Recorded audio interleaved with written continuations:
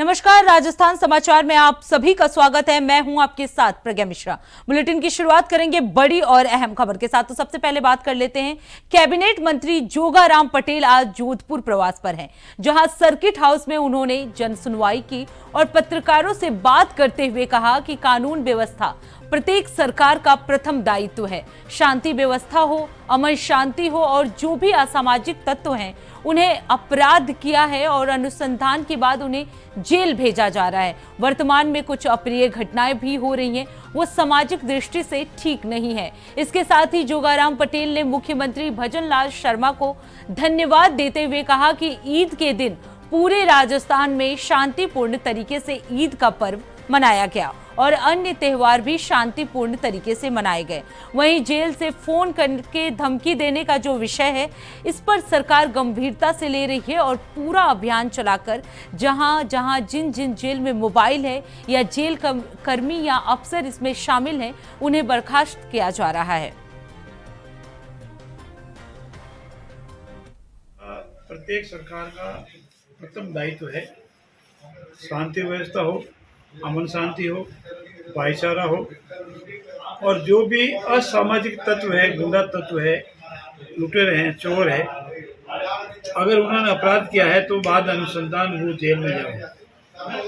वर्तमान में कुछ अप्रिय घटनाएं भी हो रही है, वो सामाजिक दृष्टि से ठीक नहीं है। मैं धन्यवाद दूंगा यशस्वी मुख्यमंत्री जी भजनलाल जी को कि कल ईद के दिन पूरे राजस्थान में एकदम शांति व्यवस्था के साथ ईद का पर्व मनाया गया। साथ ही साथ जो हिंदू पर्व थे वो भी मनाए गए और दोनों ही धर्मावलियों ने पूर्ण शांति से, भाईचारे से किया, इसलिए सभी धर्मावलियों को बहुत बहुत धन्यवाद। जेल से फोन करने, धमकी देने का जो विषय है, इसको सरकार गंभीरता से ले रही है और पूरा अभियान चला करके जहाँ जहाँ भी जिन जिन भी जेलों में मोबाइल है या जेल कर्मी या अफसर इसमें कोई इन्वॉल्व है, उनको बर्खास्त किया जा रहा है, उसकी जांच की जा रही है। डीजीपी जेल पूरी सक्रियता इसकी जांच कर रही है और मेरा ये मानना है कि पूर्ववर्ती कांग्रेस सरकार के दौरान ऐसे असामाजिक तत्वों पर कोई कार्रवाई नहीं हुई, इसलिए वो सक्रिय हो गए। वर्तमान सरकार इसकी पूरी जांच कर रही है और जो भी जेल के अंदर बैठे बैठे गतिविधियां चला रहे हैं, गिरोह चला रहे हैं, उन सब का खात्मा होगा और भविष्य में न तो कोई धमकी देने की स्थिति में रहेगा और न जेल के अंदर मोबाइल ले जा सकेगा, न जेल में कोई अनैतिक गतिविधियां कर पाएगा। किसी भी क्षेत्र का विस्तार ये प्रकृति का नियम है। सबसे पहले नगर पालिका होती है, फिर नगर परिषद होती है, निगम होता है और विस्तार नगर निगम, महान निगम होता है। ये एक विस्तार एक प्रक्रिया है। जो शहर का भाग है और काफ़ी समय से शहर का भाग होते हुए भी ग्रामीण क्षेत्र में उनको चाहे नगर पालिका हो चाहे नगर निगम हो, सम्मिलित किया जाना चाहिए ताकि उनको वो सभी सुविधाएं मिल सके जो एक शहरवासी को मिलती है। अब रुक करते हैं अगली खबर की। राजस्थान बीजेपी प्रदेश अध्यक्ष मदन राठौर जोधपुर में कांग्रेस को निशाने पर लिया। उन्होंने कहा कि अशोक गहलोत 3 बार राजस्थान के मुख्यमंत्री रहे, लेकिन उन्होंने कभी भी बाजरे की खरीद के बारे में नहीं सोचा। ये प्रधानमंत्री नरेंद्र मोदी और राजस्थान के वर्तमान मुख्यमंत्री भजनलाल शर्मा की सोच का ही नतीजा है कि बाजरे की खरीद एमएसपी पर हो रही है। गहलोत साहब को कम से कम इस पर तो नहीं बोलना चाहिए। आपको बता दें, भाजपा प्रदेश अध्यक्ष का गहलोत सरकार पर इस बात को लेकर तंज कसा गया कि गहलोत सरकार ने कभी भी बाजरे के बारे में नहीं सोचा, एमएसपी के बारे में नहीं सोचा। भजन सरकार ने इस बारे में सोचा है। मेरे साथ में 2003 में विधायक थे जालम सिंह जी रावलोत। उनके कनिष्ठ पुत्र की दुर्घटना में जो क्षति हो गई, तो फिर उस परिवार में मुझे जाना था और सांत्वना देने के लिए मैं यहाँ उपस्थित हुआ था, इसलिए जोधपुर आना हुआ। सर, बाजरे की एमएसपी खरीद पर पूर्व मुख्यमंत्री अशोक गहलोत लगातार हमला हो रहे हैं। मुख्यमंत्री भजनलाल शर्मा ने भी इस पर जवाब दिया है, क्या कुछ कहेंगे? लगातार ट्वीट कर रहे हैं। देखिए, गहलोत साहब ने अपने 3 टेन्योर उनके हुए, 3 बार वो राजस्थान के मुख्यमंत्री बने, कभी भी बाजरे की खरीद के बारे में सोचा तक नहीं। ये सोच भी हमारे प्रधानमंत्री आदरणीय नरेंद्र भाई मोदी जी ने दी।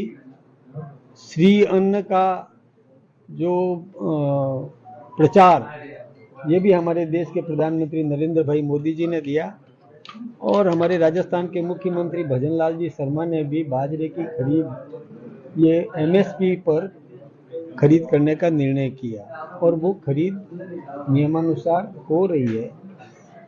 इसमें गहलोत साहब को तो कम से कम। अब रुक करते हैं अगली खबर की। झीलों की नगरी उदयपुर में गणगौर महोत्सव का आगाज हो गया है। आपको बता दें, पहले दिन से ही मेवाड़ महोत्सव की रंगत ओल्ड सिटी में देखने को मिली और शाम बाद गणगौर की सवारियां भी निकलने लगी। इधर गोगुंदा में गणगौर मेले का भी आगाज हुआ। आपको बता दें, मेवाड़ महोत्सव के इन कार्यक्रमों को देखने के लिए शहरवासियों के अलावा यहां देसी विदेशी मेहमान पर्यटक भी पहुंचे हैं। राशि ठाट बाट के साथ पिछौला झील की लहरों के संग मधुर स्वर लहरियों के बीच निकाली गई है ये गणगौर की सवारी, सभी को मंत्रमुग्ध कर देने वाली है। आपको बता दें, इस दौरान जगदीश चौक पर गणगौर की सवारी के आगे कई कलाकार चल रहे थे जो हैरत अंगेज करतब दिखाते हुए आगे बढ़ रहे थे। आपको बता दें, विदेशी पर्यटक भी बड़ी संख्या में उनके साथ चल रहे थे। इशिता सोनी है। ये गणगौर इसलिए मनाते हैं ताकि आपको अच्छा पति मिले और आपकी पति की लंबी उम्र हो, अच्छी उम्र हो, और सुहाग के लिए मनाते हैं। आज यहाँ पे बहुत अच्छा फेस्टिवल हुआ है। हमने गणगौर को पानी पिलाया, 7 बार पानी पिलाते हैं, पूजा करते हैं, सुबह भी शाम को भी पानी पिलाने लाते हैं। गणगौर की पूजा हम 4 दिन ही करते हैं और साथ में लकड़ी की गणगौर के साथ मिट्टी की भी बिठाते हैं और उसकी पूजा करते हैं मिट्टी की। 4 दिन बाद उसे बोरा देते हैं वापस, सुहाग के लिए व्रत करते हैं और 4 दिन गणगौर रखते हैं, फिर 4 दिन बाद बोरा देते हैं।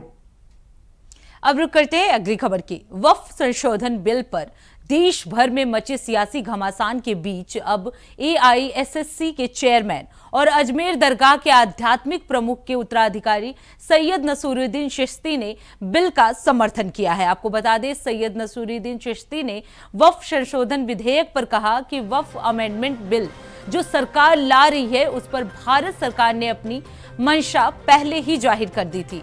जब उसको पार्लियामेंट में पहली बार लाए गए थे तब JPC को भेजकर ज्वाइंट पार्लियामेंट्री कमेटी ने तमाम पक्षों को भी बहुत ही धैर्यपूर्वक सुना। सबको सुनने के बाद ही सरकार ने जाकर अपनी रिपोर्ट दी और मुझे उम्मीद है कि अब जो भी बिल आएगा वो बहुत अच्छा आएगा। इस पर सार्थक चर्चा होनी चाहिए और चर्चा होकर अच्छा बिल आएगा। पहली बात तो ये है कि मुझे बड़ा आश्चर्य है कि इमरान मसूद साहब MP मेंबर ऑफ पार्लियामेंट हैं और एक रेस्पेक्टेड मेंबर हैं, उनको अजमेर दरगाह की हिस्ट्री के बारे में नहीं मालूम। और पहले तो मैंने उनकी उस मौजूदा भी जो बयान दिया, बड़ी बॉडी लैंग्वेज में बड़े परेशान से लग रहे थे, शायद परेशानी में कुछ निकल गया वो मुझसे। पहले तो मैं उनको डायरेक्ट आपके चैनल से मुखातिब होकर कहूँगा कि आपको ज़ेब नहीं देता कि आप ऐसी ज़बान इस्तेमाल करें जिस तरह की ज़बान आपने अपने स्टेटमेंट में इस्तेमाल करी है। आप कह रहे हैं मुझे जानता कौन है, तो देखिए, दरवेश ना अनस्त के मशहूर जहानस्त, दरवेश हमें अनस्त के बेनाम निशानस्त। तो दरवेशों को जान पहचान की ज़रूरत नहीं होती। और मैं आपको बता देता हूँ, आप जानते हैं लेकिन आपको ठीक है पॉलिटिकल बयान देना था। मैं गरीब नवाज की औलाद हूँ जिसके आस्ताने पर आके आप सर झुकाते हैं। जो इस बर्रे सगीर में दीन को लेकर आए, मैं उनकी औलाद हूँ। दूसरी चीज़ ये, आप जो बात कर रहे हैं कि उनको जानता कौन है, तो हमारा 800 साल का इतिहास है। अजमेर दरगाह के सज्जादा नशीन की हिस्ट्री पढ़िएगा। अगर उर्दू आती है तो उर्दू में पढ़िएगा, पर्शियन आती है तो पर्शियन में पढ़िएगा, और इंग्लिश आती है तो इंग्लिश में पढ़िएगा आप। रही बात उसकी कि सज्जादा नशीन, अजमेर दरगाह के सज्जादा नशीन आधिकारिक तौर पे होते हैं, कानूनी रूप से spiritual head of the shrine कहलाते हैं। मैं उनका जानशीन हूँ और मुझे ज़रूरत नहीं कि मैं आपको अपना इंट्रोडक्शन दूँ, लेकिन आप एक ऑनरेबल मेंबर हैं। आपके जब भी स्टेटमेंट दें तो मैं समझता हूँ कि आपकी ज़बान से अच्छे अल्फाज निकलने चाहिए। रेस्पेक्ट देते हैं तो रेस्पेक्ट मिलती है। मैं तो अल्लाह ताला से दुआ करूँगा अभी भी कि अल्लाह ताला आपको हिदायत दे कि ऐसे अल्फाजों का इस्तेमाल ना करें। और दलाली की जो तक बात कर रहे हैं आप, तो आप ये साबित करें कि कहाँ दलाली हुई है।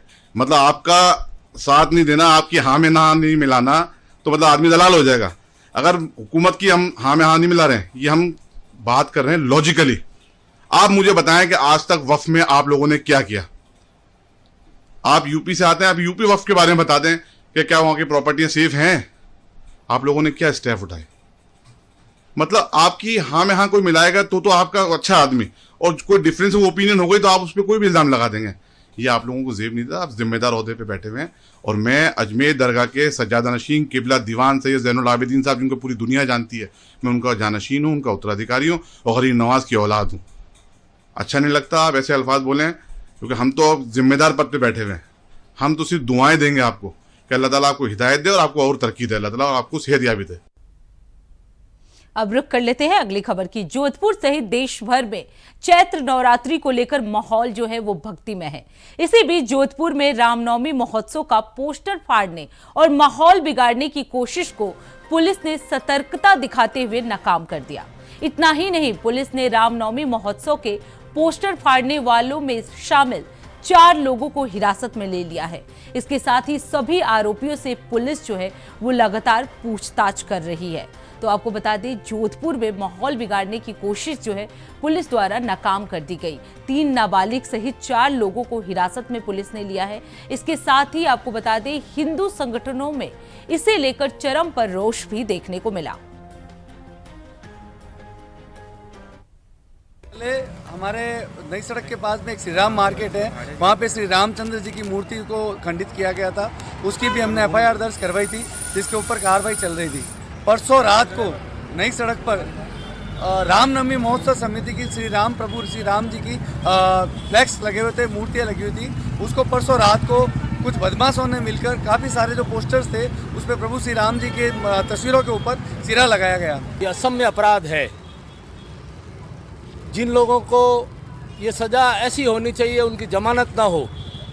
हम सरकार से और न्यायाधीशों से मांग करेंगे, अगर इनको जमानत दे दी गई तो अच्छा नहीं रहेगा, क्योंकि आगे इनके हौसले बुलंद हो रहे हैं। सोस्ती गेट श्री राम मार्केट की घटना और सोस्ती गेट शिव जी के मंदिर और गणेश जी के मंदिर के पास अवैध रूप से मांस बेचने की घटना, और इसके पश्चात लगातार निरंतर नई सड़क पर, बीच सड़क पर रात्रि को असामाजिक तत्वों ने प्रभु श्री राम जी की फोटो फाड़ी है। ये उन्होंने असम्य अपराध किया है। हम सरकार, न्यायाधीशों और प्रशासन से मांग करते हैं कि इनकी जमानत न हो। अब रुक कर लेते हैं अगली खबर की। अजमेर जिले के ब्याबर में बड़ा हादसा हो गया है। आपको बता दें, ब्लाड रोड पर स्थित सुरील ट्रेडिंग कंपनी में टैंकर से गैस खाली करते समय नाइट्रेट का रिसाव हो गया। ब्याबार में तेजाब फैक्ट्री के गोदाम में खड़े टैंकर से नाइट्रोजन गैस की लीक होने से कंपनी मालिक सहित 4 लोगों की मौत हो गई है। 2 लोगों की हालत अब भी गंभीर बताई जा रही है। वहीं आपको बता दें कि हादसे से प्रभावित 60 से ज्यादा लोग जो है वो व्यापार और अजमेर सरकारी हॉस्पिटल में एडमिट कराए गए थे। गैस के असर से कई पालतू जानवर और आवारा कुत्तों की भी मौत हो गई है। आपको बता दें, इस घटना से पूरे क्षेत्र में दहशत फैल गई है। तो प्रशासन ने तुरंत कार्रवाई करते हुए फैक्ट्री के आसपास का क्षेत्र जो है वो खाली कराया और प्रभावित लोगों को स्थानीय सरकारी अस्पताल में भर्ती कराया गया है। इसके साथ ही अधिकारी ने रिसाव के कारणों की जांच कर रहे हैं और भविष्य में इस तरह की घटनाओं को रोकने के लिए आगे की सुरक्षा उपायों का भी आकलन किया जा रहा है। आपको बता दें, वार्ड पार्षद हंसराज शर्मा ने कहा कि निवासियों ने उन्हें स्थानीय एसिड फैक्ट्री से गैस रिसाव के बारे में सूचित किया था, जिसके बाद से ये कार्रवाई जो है वो तुरंत की गई।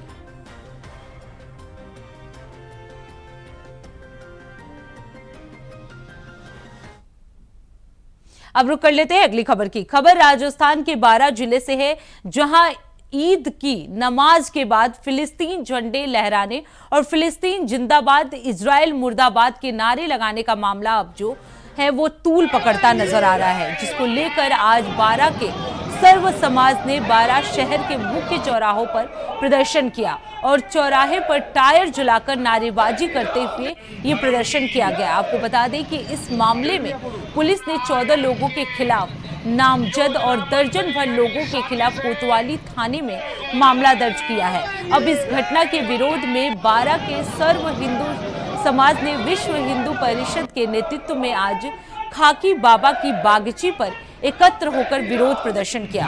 प्रदर्शन के दौरान सैकड़ों की संख्या में हिंदू संगठन के लोग जो है वो मौजूद रहे और भारत माता की जयकारे के नारे गूंजते रहे। वहीं प्रशासन जो है वो कानून व्यवस्था बनाए रखने के लिए मौके पर खासा पुलिस बल को भी तैनात किया। तो फिलिस्तीन जिंदाबाद का ये पूरा मामला है, जहां सर्व हिंदू समाज ने विरोध प्रदर्शन किया, टायर जलाकर ये विरोध प्रदर्शन किया गया। वहीं इस मामले में पुलिस ने अब तक 14 लोगों के खिलाफ मामला दर्ज कर लिया है। ये कल जिस तरह का कृत्य ईद के अवसर पर एक समुदाय विशेष द्वारा किया गया, रहते हिंदुस्तान में है और नारे फिलिस्तीन के लगाते हैं, उसके विरोध में आज सर्व समाज यहाँ पर एकत्रित हुआ है और उनके खिलाफ कठोर कार्रवाई की मांग को लेकर यहाँ पर सब लोग एकत्रित हुए हैं। किस तरह की मांग है आप लोगों की? हमारी मांग ये है कि जिस देश में ये रहते हैं, जहाँ का खाते हैं, जिस जमीन पर रहते हैं, उसके खिलाफ इस तरह के कृत्य को बर्दाश्त नहीं करेंगे। ऐसे लोगों के खिलाफ देशद्रोह का मुकदमा दर्ज करके और सख्त कार्रवाई होनी चाहिए ताकि आगे से इस तरह की घटना की पुनरावृत्ति नहीं हो। अब रुक कर लेते हैं अगली खबर की। सांसद रामजी लाल सुमन द्वारा मेवाड़ के महाराणा रांगा सांगा के प्रति अशोभनीय टिप्पणी को लेकर राष्ट्रपति के नाम उपखंड कार्यालय में ज्ञापन सौंपा गया है। आपको बता दें कि धरियावद के पुराने बस स्टैंड पर मेवाड़ क्षत्रिय महासभा संस्थान ने पुतला जलाकर आक्रोश व्यक्त किया। आपको बता दें कि भारत देश की संसद में गत दिनों सांसद रामजी लाल सुमन ने राजस्थान के मेवाड़ के महाराणा राणा सांगा संग्राम सिंह, जिनकी वीरता, त्याग, बलिदान को मेवाड़ की जनता अपने आन बान शान के प्रतीक में मानती है, उनके विरुद्ध ओछी मानसिकता से गद्दार जैसे शब्दों का प्रयोग किया था, जो असहनीय है। इसी को लेकर मेवाड़ में जो है वो क्षेत्रीय महासभा संस्थान के धरियावद सांसद ने आक्रोश जाहिर कर देश के नाम राष्ट्रपति को ज्ञापन सौंपा है। इस तरीके से रामजी लाल ने हमारे महापुरुष महाराणा सांगा के लिए जो गद्दार शब्द कहा है, हम उसकी निंदा करते हैं, भर्त्सना करते हैं। जिन राणा सांगा ने 100 युद्ध जीते और बाबर को हराया, उन्हीं के लिए आज रामजी लाल ने इस अपशब्द बोले हैं। पूरा क्षत्रिय समाज में रोष है। क्षत्रिय समाज की मांग है कि इनको निष्कासित किया जाए। अगर नहीं निष्कासित किया है तो पूरा क्षत्रिय समाज एकजुट होकर हिंदुस्तान के अंदर सड़कों पर उतरेगा। राज्यसभा सांसद रामजी लाल ने राज्यसभा के अंदर महाराणा सांगा के लिए जो अपशब्द इस्तेमाल किए, उससे क्षत्रिय समाज आक्रोशित है और व्यथित होकर के आज हम विरोध प्रदर्शन करने आए हैं यहाँ। और हमें सरकार राष्ट्रपति महोदय को ज्ञापन में ये कहा है कि इनकी सदस्यता रद्द की जाए और भविष्य में इस तरह से कोई नहीं कहा, इसकी एक व्यवस्था बिठाई जाए। बाकी वक्त में जब भी ये क्षत्रिय समाज के महापुरुषों को ये जो नीचा दिखाने की बात करते हैं, वो बर्दाश्त हम नहीं करेंगे भविष्य में। अब रुक कर लेते हैं अगली खबर की। अजमेर ख्वाजा गरीब नवाज की दरगाह में हाथ में 3 तलवारें लेकर एक युवक मंगलवार यानी आज करीब 11 बजे घुस गया। आपको बता दें, परिसर में ऐसे तलवारें लेकर टहलते हुए उसे देख जायरीन जो है वो घबरा गए। इस दौरान मौका पाकर एक युवक ने भाग के आरोपी से तलवारें छीन ली। उसके हाथ पर भी चोट आई। आपको बता दें, करीब घंटे भर चले इस हंगामे के बाद पुलिस आई और युवक को अपने साथ ले गई। पुलिस ने JLN अस्पताल में युवक का मेडिकल कराया। वहीं घटना के बाद अंजुमन कमेटी के सचिव सैयद सरवर चिश्ती ने पुलिस पर लापरवाही का आरोप लगाया है। उन्होंने कहा कि एक युवक 3 तलवारें लेकर अंदर कैसे पहुंच गया।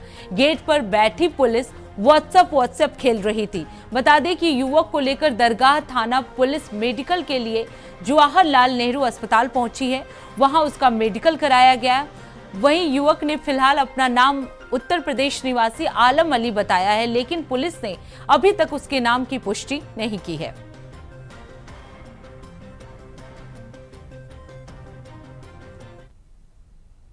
अब रुक करते हैं अगली खबर की। यौन उत्पीड़न के आरोप में आजीवन कारावास की सजा काट रहे आसाराम की अंतरिम जमानत पूरी होने के बाद मंगलवार यानी आज आसाराम ने सेंट्रल जेल में सरेंडर कर दिया। आपको बता दें कि गुजरात हाईकोर्ट से आसाराम को अंतरिम जमानत 3 महीने आगे बढ़ाने के बाद राजस्थान के जोधपुर से उम्मीद थी, लेकिन अंतरिम जमानत को आगे बढ़ाया जाएगा। ऐसे में आसाराम की ओर से अंतरिम जमानत को आगे बढ़ाने के लिए राजस्थान हाईकोर्ट जस्टिस दिनेश मेहता की बेंच के समक्ष अधिवक्ता ने याचिका को मेंशन किया।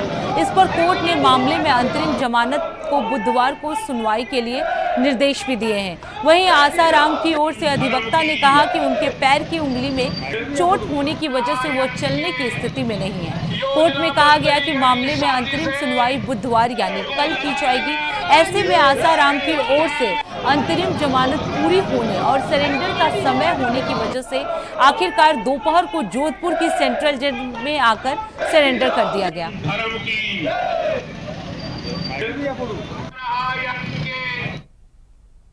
अब रुक कर लेते हैं अगली खबर की। नए वित्तीय साल 2025-26 के विशेष अवसर पर राजस्थान सरकार ने राज्य कर्मचारियों और पेंशनरों को बड़ी राहत दी है। आपको बता दें, सरकार ने 7वें वेतनमान के तहत महंगाई भत्ते यानी डीए में 2% की बढ़ोतरी को मंजूरी दे दी है। इस फैसले के बाद राज्य कर्मचारियों और पेंशनरों को 1 जनवरी 2025 से महंगाई भत्ता यानी डीए और महंगाई राहत डीआर दी जाएगी।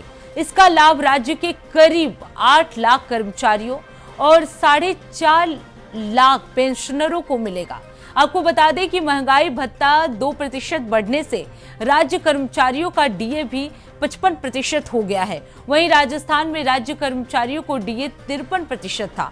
सरकार ने इस फैसले को कर्मचारियों और पेंशनरों के हित में एक महत्वपूर्ण कदम बताया है।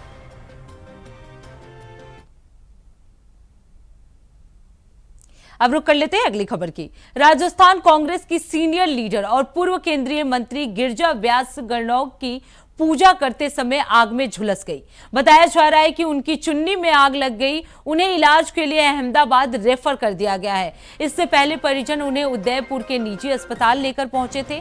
बता दें कि गिरिजा व्यास के पुत्र गोपाल शर्मा ने बताया कि मैं फार्म हाउस गया था। इस दौरान आग लगने की मुझे सूचना मिली। जब घर पहुंचा तो पता चला कि गौर की पूजा कर रही थी, तभी उनकी चुनरी में आग लग गई। घर में ही काम कर रहे लोगों ने उन्हें संभाला और आग को बुझाया। इसके बाद उन्हें उदयपुर के एक निजी अस्पताल में ले जाया गया है।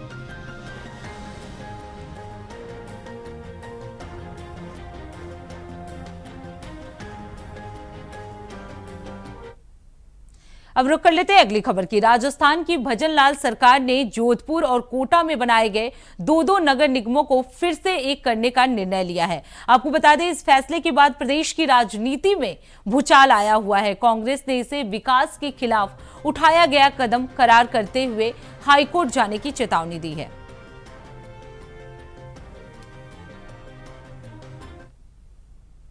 खबर जालौर जिले के बागोड़ा के उपखंड क्षेत्र से है, जहां राज्य वृक्ष खेजड़ी की अवैध कटाई की एक गंभीर समस्या जो है वो बनती जा रही है, जबकि प्रशासन और वन विभाग की ओर से इसे उदासीन बने हुए हैं। यह स्थिति न केवल जालौर बल्कि पूरे राजस्थान के कई जिलों में देखी जा रही है, जहां खेजड़ी के पेड़ों को बचाने के सरकारी दावे जो हैं वो फेल होते हुए नजर आ रहे हैं। आपको बता दें, देवदा में खातेदारी खेत में राज्य वृक्ष खेजड़ी की धड़ल्ले से कटाई की जा रही है।